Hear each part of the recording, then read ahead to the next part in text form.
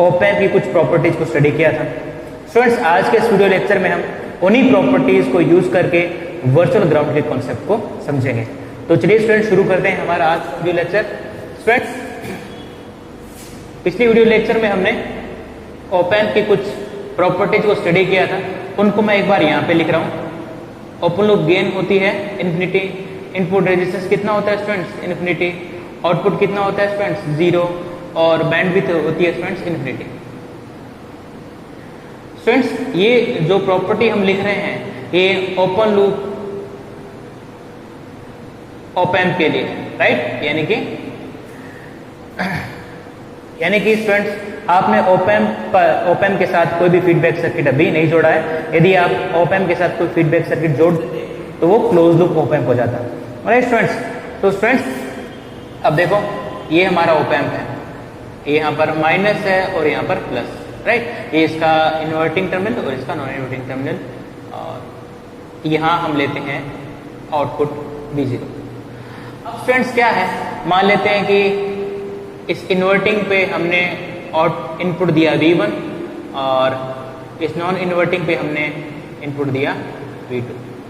तो स्टूडेंट्स, इसका जो आउटपुट प्राप्त होगा वो होगा A V1 minus V2, sorry students, ये V2 माइनस V1। कैसे पता लगाते हैं स्टूडेंट्स, देखो ये जो V2 है ये आउटपुट पर पॉजिटिव वोल्टेज देगा, राइट, पॉजिटिव वोल्टेज देगा, राइट। इसको आप ऐसे समराइज कर सकते हैं, देखो V2, इसको आप ऐसे भी लिख सकते हैं स्टूडेंट्स। अब स्टूडेंट्स, इसका क्या मतलब होता है कि जो V2 इनपुट है वो आउटपुट पर पॉजिटिव वोल्टेज देगा, और जो V1 है वो आउटपुट पर नेगेटिव वोल्टेज देगा, क्योंकि ये नेगेटिव से जुड़ा हुआ है, और ये पॉजिटिव क्यों देगा, क्योंकि ये पॉजिटिव से जुड़ा हुआ है, इसलिए ये पॉजिटिव आएगा और ये नेगेटिव आएगा। तो इसका आउटपुट इस समीकरण द्वारा दिया जाता है। अब फ्रेंड्स, इस इक्वेशन से आप ऑप एम्प की ओपन लूप गेन ज्ञात कर सकते हो, राइट फ्रेंड्स। तो फ्रेंड्स, इस इक्वेशन को आप इस तरीके से भी लिख सकते हो। अब फ्रेंड्स क्या है कि इसका ओपन लूप गेन कितना है स्टूडेंट्स, इन्फिनिटी, और इन्फिनिटी को हम क्या लिखते हैं 1/0, लिख दो स्टूडेंट्स 1/0,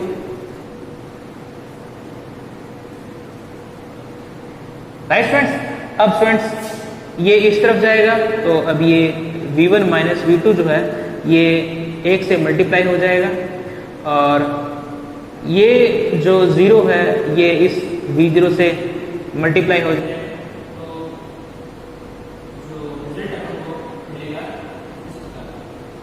राइट। तो स्टूडेंट्स अभी हो जाएगा,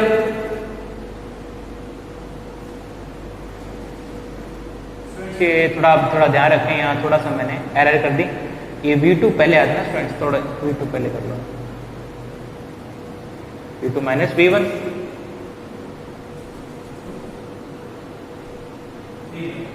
अब स्टूडेंट्स क्या है, V2 माइनस V1 हो जाएगा 0, तो students V2 is equals to V1, right, V2 is equals to V1।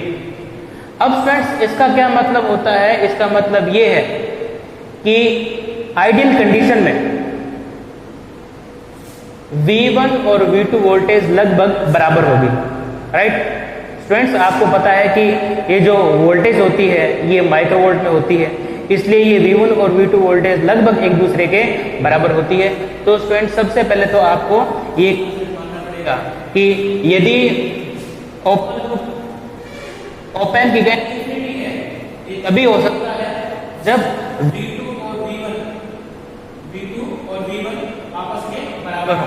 तो स्टूडेंट्स, आपको ये पता है कि इसकी जो गेन होती है वो इन्फिनिटी नहीं होती, तो उस केस में होगा स्टूडेंट्स V1 लगभग V2 के बराबर होगा, V2 लगभग V1 के बराबर होगा, राइट। ऐसा क्यों होता है स्टूडेंट्स, क्योंकि आपको पता है कि प्रैक्टिकली जो ऑप एम्प की गेन होती है वो इन्फिनिटी नहीं होती, ये तभी संभव हो सकता है जब V2 लगभग V1 के बराबर हो। राइट फ्रेंड्स, अगर गेन इंफिनिटी होती तो दोनों क्या होते, एक बिल्कुल एक दूसरे के बराबर होते। तो स्टूडेंट्स, ये जो कंसेप्ट है, ये जो इक्वेशन लिखी है, ये आपको वर्चुअल ग्राउंड समझने में बहुत मदद करेगी। तो स्टूडेंट्स, इस चीज को आप ध्यान रखें, ये इक्वेशन, राइट, ये तो आइडियल कंडीशन में है और ये प्रैक्टिकल कंडीशन। अब स्टूडेंट्स, जो दूसरी प्रॉपर्टी है वो क्या कहती है? अब फ्रेंड्स, जो दूसरी प्रॉपर्टी है वो ये कहती है कि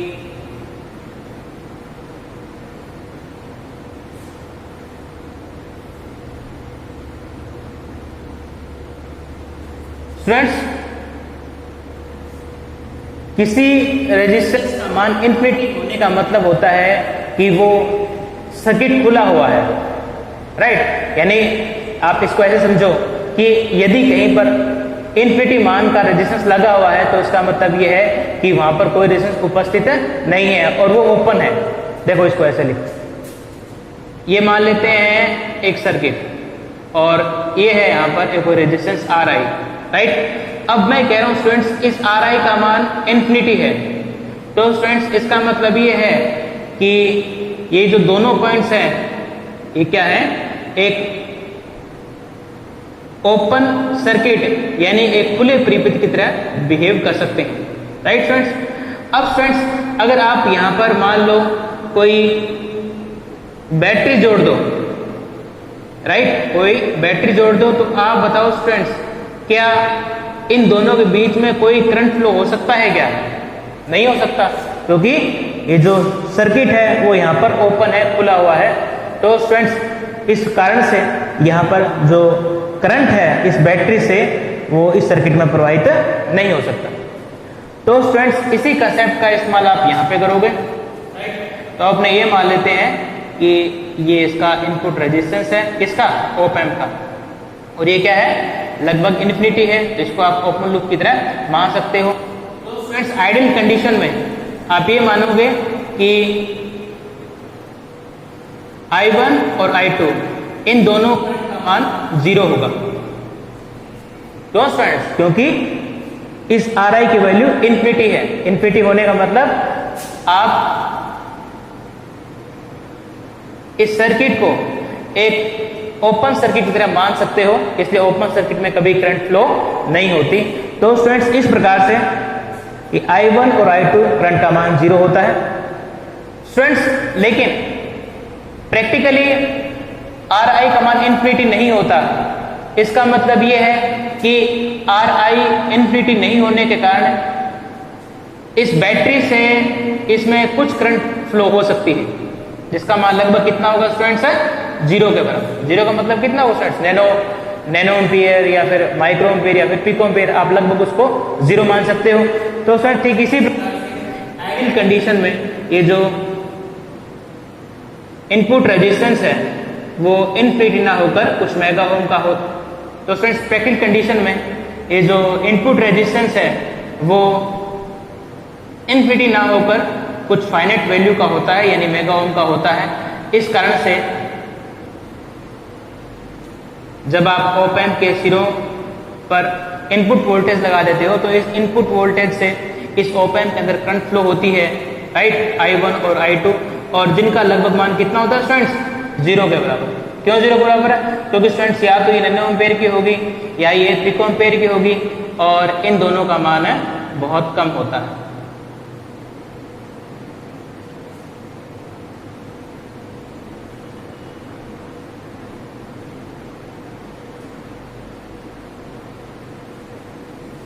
तो स्टूडेंट्स, इस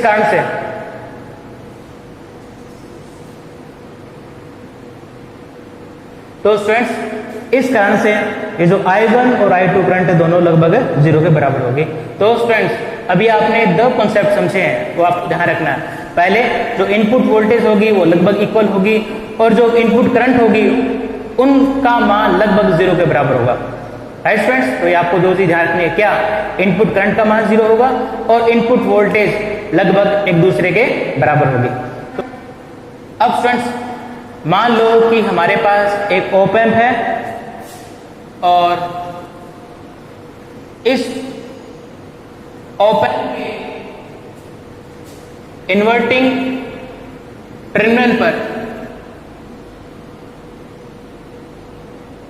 फीडबैक दिया जाता है। किसके द्वारा दिया जाता है? एक फीडबैक रेजिस्टेंस RF के, और इस पॉइंट पर कितना वोल्टेज आएगा उसका निर्धारण R1 और RF दोनों द्वारा किया जाएगा। और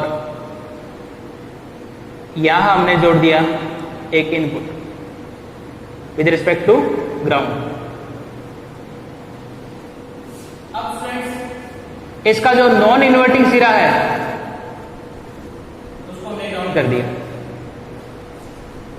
राइट सेंस, उसको हमने क्या कर दिया? ग्राउंड कर दिया। अब फ्रेंड्स,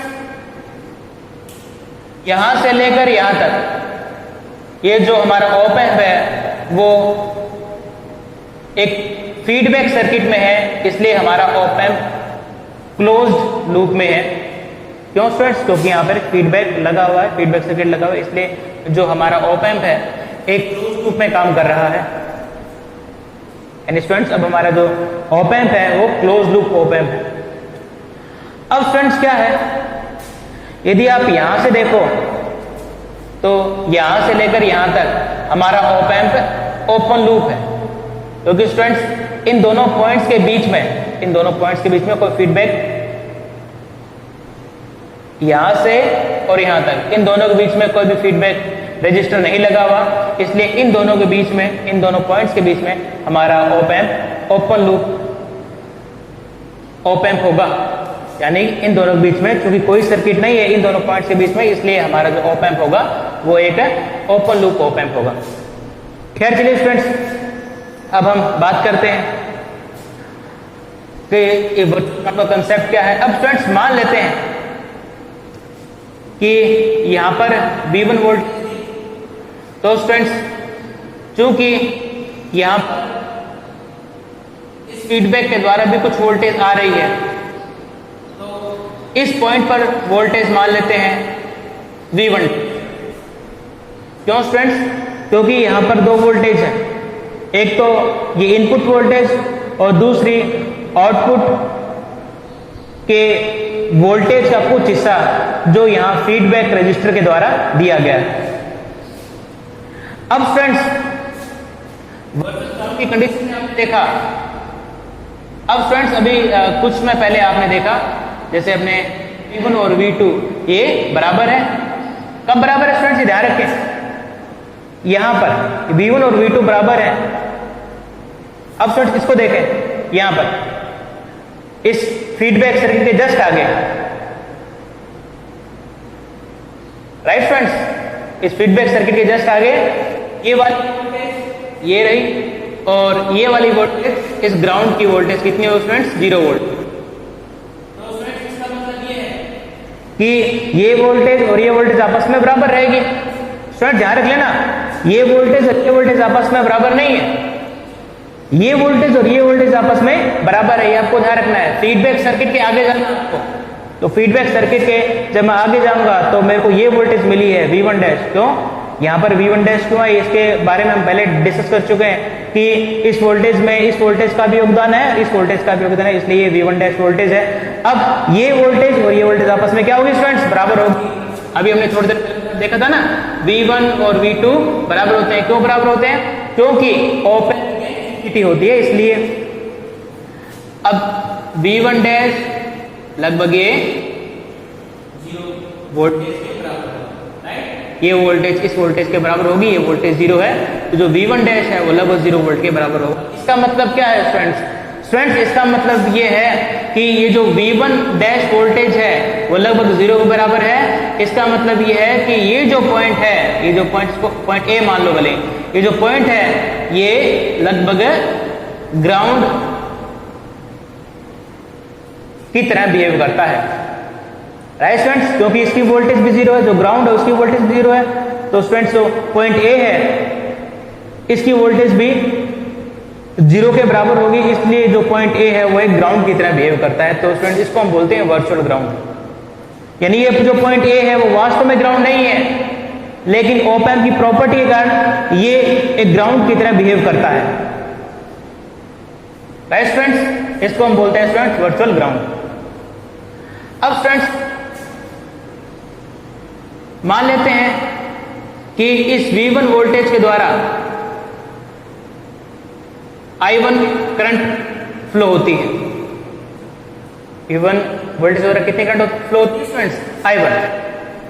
अब स्टूडेंट्स चूंकि आपने यहां पर नेगेटिव वोल्टेज लगा रखी है, सॉरी चूंकि आपने यहां पर इन्वर्टिंग टर्मिनल पर इनपुट दिया है, इसलिए यहां पर वोल्टेज नेगेटिव आएगी ग्राउंड। तो स्टूडेंट्स यहां पर नेगेटिव वोल्टेज है और यहां पर 0 वोल्टेज है, तो करंट किस तरफ होगी? 0 से नेगेटिव की ओर। आपको पता है करंट किस तरफ फ्लो होती है? High voltage to low voltage, right? तो देखो स्टूडेंट्स यहां पर 0 वोल्ट है, यहां पर माइनस वोल्ट है, तो करंट किस तरफ फ्लो होगी? High potential to low potential, या फिर high voltage to low voltage. Right students, तो करंट हमारी इस तरीके से फ्लो होगी। अब स्टूडेंट्स इसकी दूसरी प्रॉपर्टी है, मैंने आपको जो बताया कि जो इनपुट करंट आता है ऑप एम्प में वो लगभग 0 के बराबर होता है।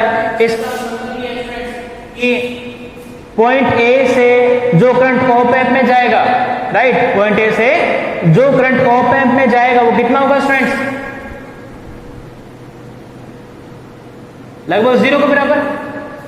स्टूडेंट्स आपको थोड़ा ये ध्यान रखना पड़ेगा कि आपको ये देखना पड़ेगा कि आप इस कंसेप्ट का इस्तेमाल कहां करोगे, ये थोड़ा ध्यान रखना स्टूडेंट्स। इस पॉइंट ए के बाद में हमारा ऑप एम्प शुरू हो जाता है, इसलिए हम एनालिसिस इस पॉइंट ए और इस दूसरे पॉइंट, इसको मैं बी मान लूं स्टूडेंट्स, पॉइंट ए और पॉइंट बी के बीच में अभी हमने जो वीडियो में सॉरी इसी वीडियो के पिछले सेक्शन में जो हमने कंसेप्ट समझे थे वो हम यहाँ पे अप्लाई करेंगे। कहाँ पे अप्लाई करेंगे? पॉइंट ए और पॉइंट बी पर, इन पे अप्लाई नहीं करेंगे स्टूडेंट्स। अब क्या है स्टूडेंट्स? I1 डैश जो करंट 0 के बराबर होगा। क्यों? क्योंकि जो हमारा ऑप एम्प है उसका इनपुट रेजिस्टेंस बहुत ज्यादा है, इसलिए इनपुट करंट का मान लगभग 0 के बराबर होगा। तो स्टूडेंट्स अगर इस करंट का मान 0 है तो आप इसको इस तरीके से बना सकते हो स्टूडेंट्स।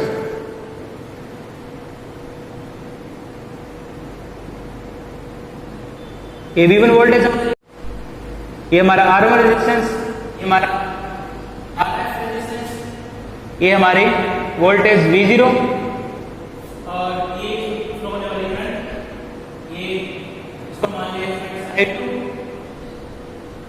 और ये हमारी I1। तो स्टूडेंट्स चूंकि इसमें करंट का मान लगभग 0 है, इसलिए इसका मतलब ये है कि ये जो सर्किट है यहां पर एक ओपन सर्किट की तरह बिहेव कर रहा है और ओपन सर्किट में करंट का मान 0 होता है, इसलिए मैंने इस सर्किट को हटा दिया। राइट? तो स्टूडेंट्स क्या हुआ?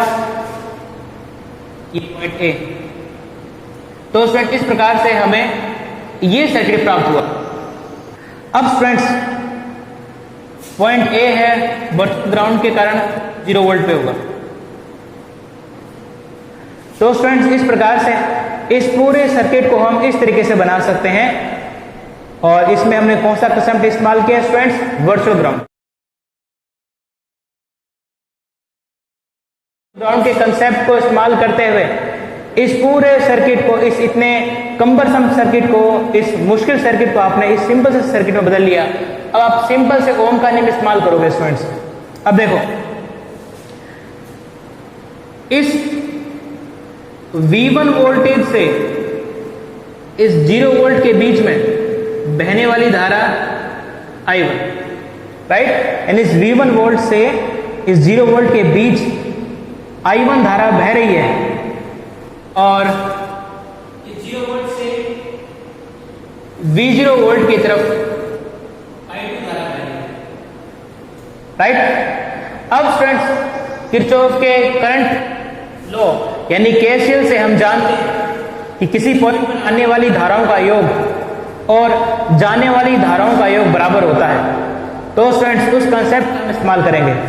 स्टूडेंट्स इस पॉइंट ए पर I1 करंट आ रही है, और इस पॉइंट ए से I2 करंट जा रही है तो दोनों इक्वल होंगी। इसे हमें क्या चाहिए, KCL से।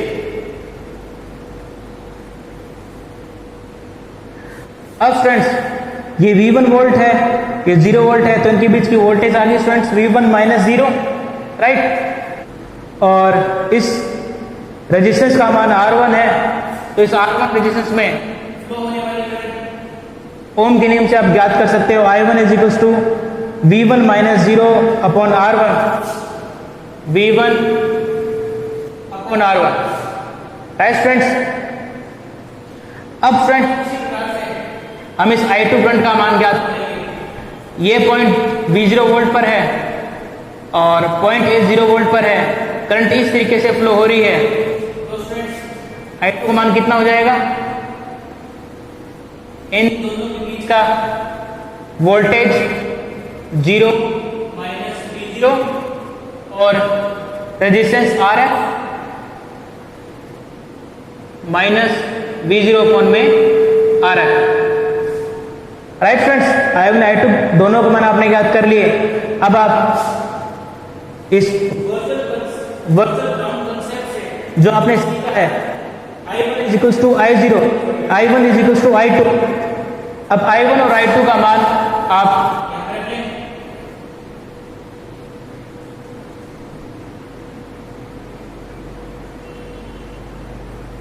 तो students V0 upon V1 minus RF upon R1। Students देखो, एक होता है ओपन लूप गेन और दूसरी होती है स्टूडेंट्स क्लोज लूप गेन। अब चूंकि ये जो ऑप एम्प है वो फीडबैक सर्किट में है, इसलिए इसकी जो गेन होगी वो क्लोज लूप गेन होगी।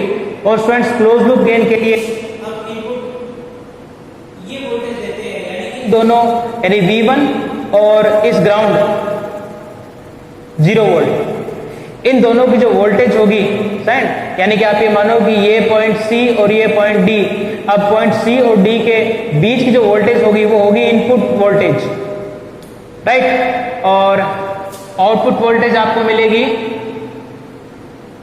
इस आउटपुट टर्मिनल और इस ग्राउंड के बीच में, राइट। और ये कितनी वोल्टेज है स्टूडेंट्स, V0, और इनपुट वोल्टेज कितनी है स्टूडेंट्स, ये कितनी होगी students, V1 minus 0 is equals to V।